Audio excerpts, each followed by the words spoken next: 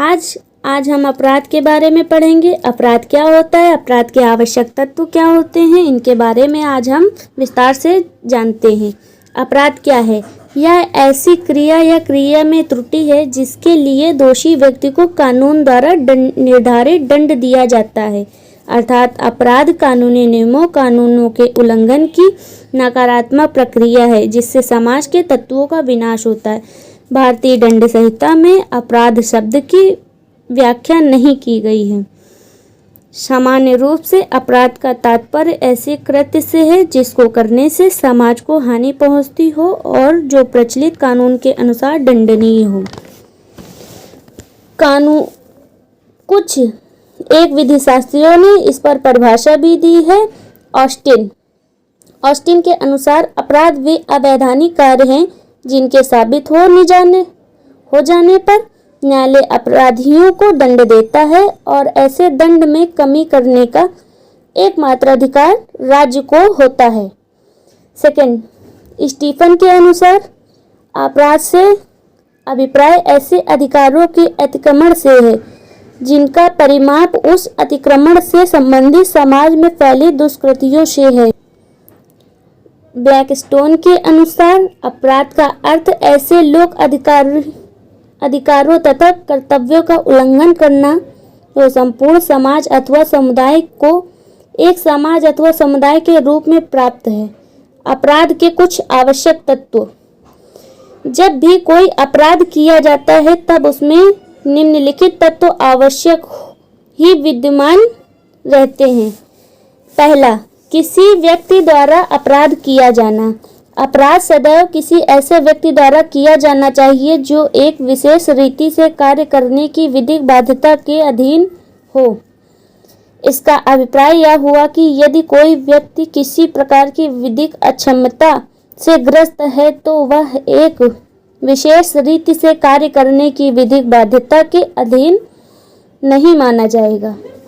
उदाहरण के लिए, विशुद्ध शैशवावस्था, समझ की अपरिपक्वता, चित्तविकृति और मत्तता से ग्रस्त व्यक्ति दायित्व के संदर्भ में विधिक अक्षमता से ग्रस्त व्यक्ति होते हैं, अतः इनके द्वारा किया गया अपराध नहीं माना जाता।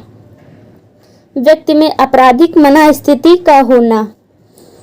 अपराध का दूसरा मुख्य तत्व व्यक्ति के ग्रसित मस्तिष्क में दुराशय अथवा आपराधिक मनःस्थिति की विद्यमता है।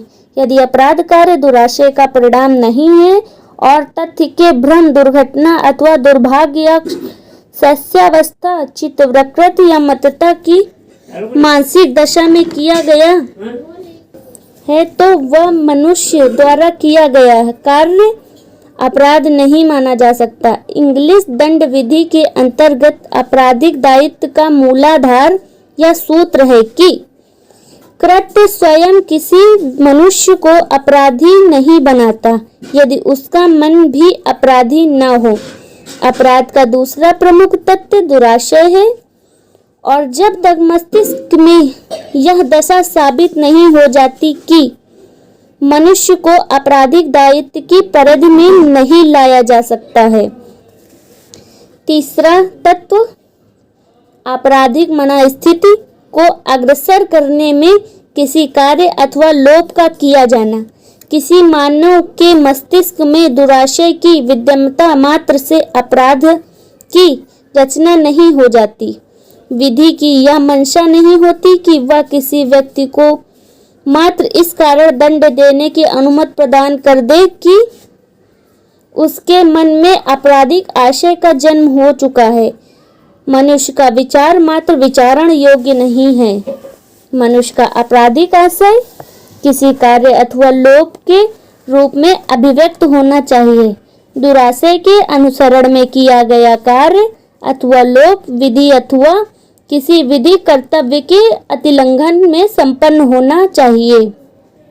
अपराध का चौथा तत्व, व्यक्ति अथवा समाज को क्षति। अपराध का चतुर्थ तत्व, मनुष्य के कार्य अथवा लोभ के परिणाम स्वरूप किसी अन्य व्यक्ति अथवा व्यापक रूप से समाज को कारी क्षति है। कभी कभी अपराध के उपयुक्त तीनों तत्व तो विद्यमान रहते हैं, परंतु यह चतुर्थ तत्व अर्थात मनुष्य या समाज को क्षतिकर तत्व विद्यमान नहीं होता।